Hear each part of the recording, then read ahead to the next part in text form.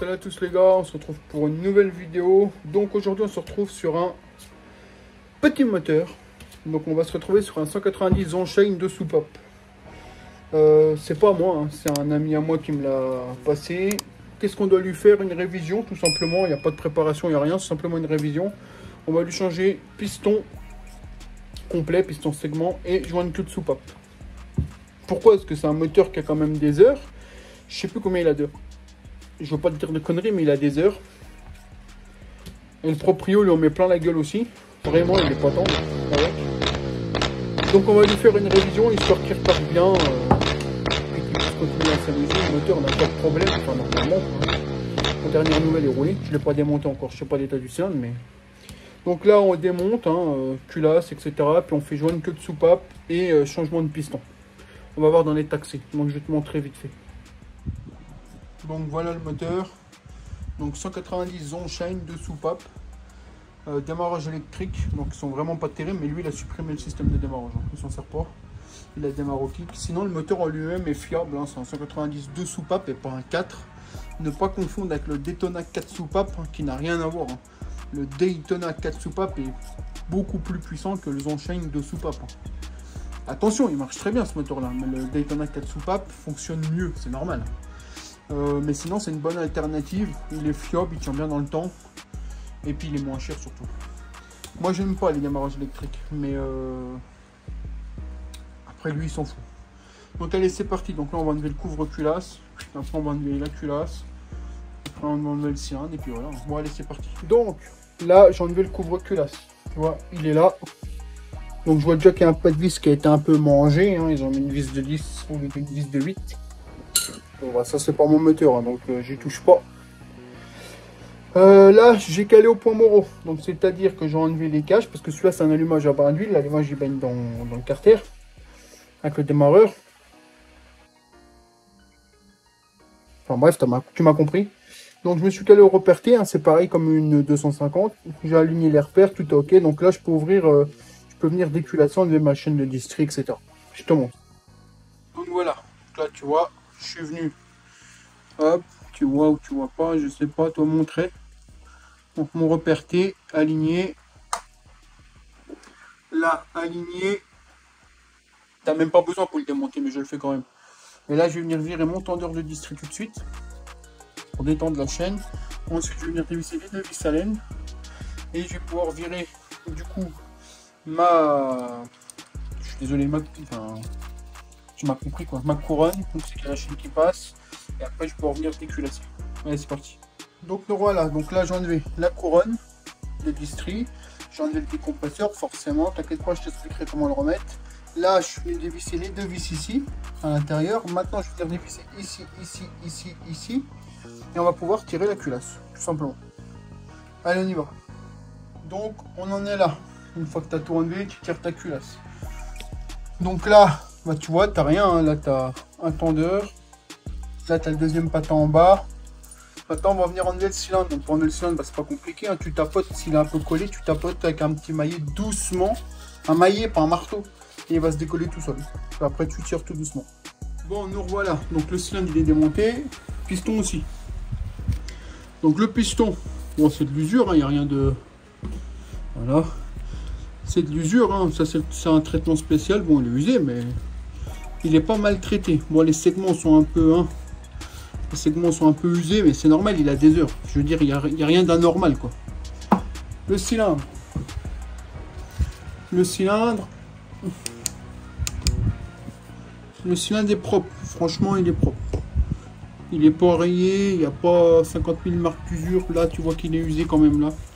Toi, là c'est de l'usure quoi. Je vais lui mettre un petit coup de rodoir vite fait et c'est tout. Moi je suis pas là pour lui changer le cylindre, je suis là pour lui mettre un piston neuf, joint queue de soupape neuf. Il roulera encore là, largement. Il a de l'usure, c'est normal, il a des heures. Donc là on va lui passer un petit coup de rodoir vite fait, juste histoire de dire. Et après bah, on remonte piston neuf, etc. Puis on démontera la culasse ensemble pour aller mettre les joints queue de soupape. On va déjà remettre cylindre, piston, ce sera déjà fait. D'abord on va lui passer un coup de rodoir. Donc nous voilà les gars. Donc j'ai passé un petit coup de rodoir dans le cylindre, tu vois, on leur fait des stries. On leur fait des stries, donc vite fait, j'ai passé quoi, 10-15 secondes. ça lui a refait des stries, des nickel. On va pouvoir le remonter. En fait, le but de passer un petit coup de rodoir, c'est qu'en fait, quand on... Ouais, je te disais, en fait, le but de passer un coup de rodoir, c'est que quand ton cylindre il s'use, ton revêtement à l'intérieur s'use, et du coup, après, ça glisse, l'huile glisse sur les parois. Ouais, ça serait mieux comme ça, ouais. Attends, voilà. L'huile glisse sur la paroi du cylindre, au lieu de raccrocher, de faire un film protecteur, entre guillemets, quoi. Donc là, en fait, en passant un petit coup de rodoir dedans, tu recrées des stries, ce qui fait que tu recrées des micro-rayures partout, ce qui fait que l'huile, au lieu de descendre, bah, elle baigne bien dans le cylindre. En gros, c'est ça, quoi. Tu m'as compris de toute façon. Donc là, on va lui remonter le piston neuf. Après, je lui remets le cylindre, joint neuf, bien évidemment. Et après, on démontera la culasse pour aller changer les joints de queue de soupape. Là, il n'y a pas de choix, il faut enlever les soupapes. Il n'y a pas de choix. Donc allez, on va déjà remonter ça, c'est parti. Donc me voilà, donc le piston neuf, il est là. Donc avec le traitement spécifique, hein, j'ai pris un piston origine. Donc moi j'ai pour habitude de toujours mettre un clip sur les deux. Comme ça t'évite de mettre les deux après. C'est déjà, je suis en mettre, donc j'en ai déjà mis un, tu vois, il est bien dans la gorge. Donc celui-là, c'est le côté embrayage, mais après toi tu mets le côté qui t'arrange. Hein. Moi je mets toujours le côté qui m'arrange, comme ça il me restera plus qu'un mètre. Alors là, dans le piston neuf, il me manque un clip. Pourquoi tu sais pas, c'est comme ça, les mecs ils oublient d'envoyer les clips. Donc je récupère un ancien clip, c'est pas très grave, hein, si le clip il est bon, tu peux le remettre, il n'y a pas de souci. Donc allez, là je vais monter les segments, et après je te reprends. Donc me revoilà les gars, je suis désolé, j'avance, hein, donc toujours le hint vers l'admission. Donc là, les clips sont mis, tout est ok, les segments sont ok. On va mettre les joints d'en bas, et on va pouvoir remonter le cylindre. Donc me revoilà, donc là le joint est monté. Je te prends le vieux piston pour te montrer un truc. Quand tu montes ton piston, donc tu le montes le in vers le haut tout le temps. Par contre, il faut que tes segments, il faut que tu les tierces. C'est-à-dire que il faut que tu en mettes un, la gorge en exemple, tout à gauche, et celui du haut, la gorge tout à droite, à l'opposé en fait. Un là, comme ça, les gorges. Il faut surtout pas mettre les gorges comme ça. Je vais te montrer ça. Il faut surtout pas mettre les deux gorges comme ça. Je sais pas si tu vois. Comme ça marche pas. En fait, tu peux laisser passer l'huile, c'est pas bon. Donc le mieux, c'est d'en tourner un du sens là et enfin l'autre du haut du sens là et l'autre du sens là. Comme ça, tu les mets à l'opposé. Comme ça, tu es sûr que tu limites les fuites d'huile, quoi. En gros, c'est ça. Voilà.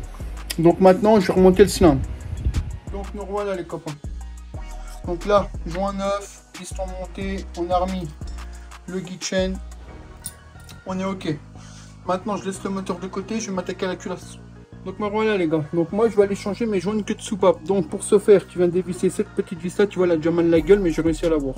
T'enlèves ça, ensuite, t'enlèves cette petite plaque là, qui va te permettre d'aller accéder aux deux tiges là qui tiennent forcément tes culbuteurs. Tu vois, c'est des culbuteurs à rouleau sur ceux-là. Ensuite, bah t'enlèves tout, tu vas accéder aux soupapes direct. Allez, je te montre. Donc là, t'arrives. Rien de très sorcier, hein. Le bon tournevis, la bonne empreinte. À mon avis, ça a déjà été démonté, puis bah, pas que le bon tournevis, forcément. Sinon, il n'y aurait pas la vis éclatée. Voilà, après, t'enlèves ça. Il n'y a rien de très compliqué. Hein. Hop. Ensuite, là, tu as tes tiges. Alors, normalement, je sais pas si je les ai là, mais soit tu les prends comme ça. Voilà, hop.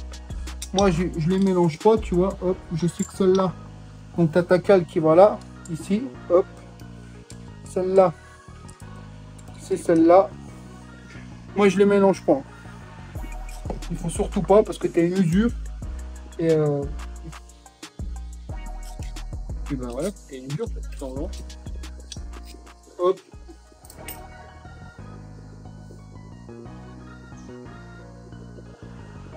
Et du côté là, t'as pas de cale. Donc voilà. Moi tu vois, j'ai pour l'habitude de faire comme ça. Tu les poses et c'est terminé. Ensuite tu remets ta culasse droite, enfin tu la prends et tu vois on va devoir venir enlever les demi-lunes pour pouvoir enlever les soupapes. Donc là on a viré les culbus, on a atterri ici. Donc là on va venir mettre une douille en dessous de la soupape et je vais venir appuyer avec l'outil, paf, pour enlever les coupelles, pour accéder aux joints de queue de soupape qui sont forcément dedans. Donc me revoilà les gars. Donc voilà à quoi ressemble un joint de queue de soupape. Donc celui-là, il était bien fatigué. Hein. Donc hop, on en met des neufs. Si tu te demandes où ça va, bah ça va ici en fait. Et pour les remettre, bah, rien de plus simple. Tu mets un peu d'huile et tu appuies avec ton pouce, c'est terminé. Il n'y a pas besoin de faire plus. Voilà, donc là, tu vois, c'est remonté, c'est nickel. Hein. Ça prend vraiment pas longtemps. Maintenant, on va faire côté échappement. Même principe. Donc là, c'est remonté.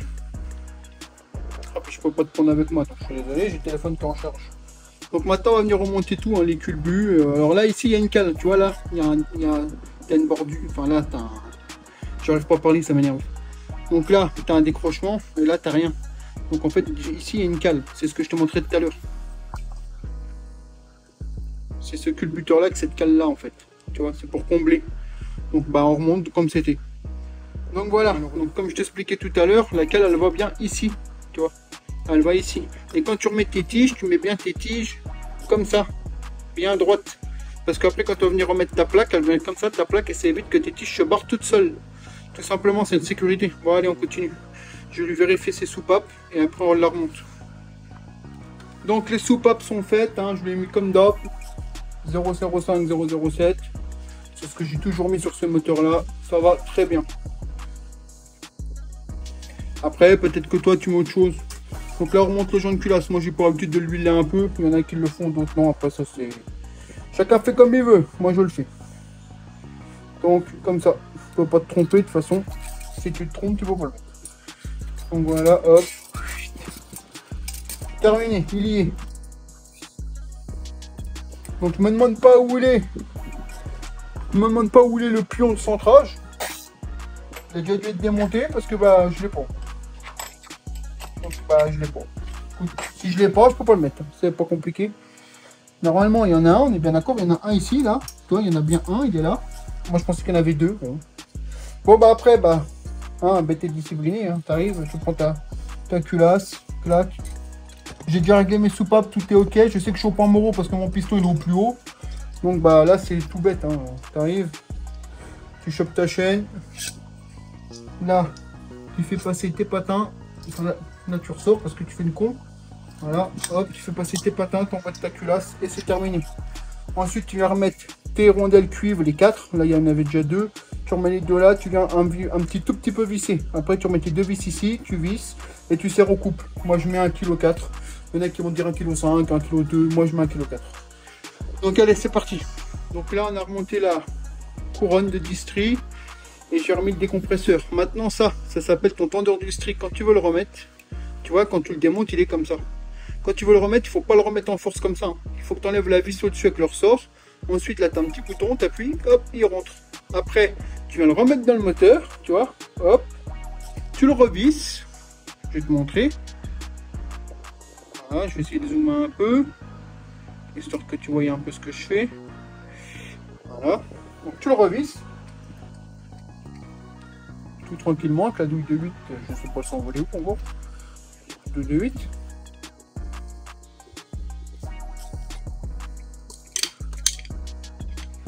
Donc là, tu as vissé les vis à peu près, t'es bon, tu vas les visser après. Tu prends un tournevis plat et tu viens tout simplement mettre dedans, et voilà. T'as entendu? C'est un tendeur automatique en fait. Tu as juste à le repousser, se remet en position initiale. Après, tu reprends ta vis. Tu reprends ta vis et ton ressort, tu le remets, hop, et tu viens revisser ta vis de 10 au-dessus, forcément, comme ça, et voilà. Après tu reprends ta clé du 8, tu viens resserrer là, d'habitude il n'y a pas la rallonge, mais là je m'en lis parce que j'en ai besoin tout à l'heure. Tu viens serrer, hop. Une fois que c'est serré, t'arrêtes. Voilà. Moi, je revérifie tout le temps. C'est maladif chez moi. Là, les douilles de 10, elles s'est renvolée. Je vais revérifier ici que ça n'est pas bougé. Voilà. Et là, on est bon. On sait qu'on est bon. On est calé. Je peux te montrer. Bah non, je peux toujours pas te montrer. Enfin, si, je vais essayer de te montrer quand même. Donc là, on sait qu'on est au repère T. Et de toute façon, on s'en fout. On est au repère T, c'est sûr, mais dans tous les cas, on s'en fout parce que quand on a remonté la culasse, on savait qu'on était au point moro puisque le piston était au max. Et là, on a recalé comme ça. Donc ça, c'est ton décompresseur. Hein, il fonctionne, ne t'inquiète pas, c'est fait pour. Voilà, donc maintenant, bah, on remonte le couvre-culasse et c'est terminé, tout simplement. Bon, nous voilà les gars. Donc le moteur est entièrement fini, tout est remonté, calé, il n'a plus qu'à faire feu. Donc voilà, donc les anciennes pièces sont là, hein, les gens de tout soupapes, je les ai achetées, donc piston et joint mort. Donc voilà, prêt à faire feu, ça sera lui de le remettre dans sa moto à la régler. Hein. Moi le boulot s'arrête là, donc changement de piston et joint de soupape 190 on chaîne. Ok, rien de très compliqué, hein, c'est comme si tu démontais un 150 ou un 140, enfin c'est quasiment pareil, hein, franchement, rien de très compliqué là-dedans. Voilà, donc moi ça s'arrête là, moteur fait. Bon, allez hop, c'est parti, on ferme tout. Ouais l'ami, donc je te disais, voilà, moteur terminé. Donc là, il n'a plus qu'à venir à le récupérer, puis c'est bon, hein, il pourra profiter de sa moto de nouveau. Donc là, il n'y a aucune préparation, il n'y a rien, hein, c'est simplement de l'entretien, tout simplement. Voilà, donc bah écoute, je te remercie d'avoir regardé ça. T'as vu, c'est pas très compliqué, hein, c'est comme un 150, c'est pareil. Donc bah écoute, je te dis à la prochaine. Ciao, bye.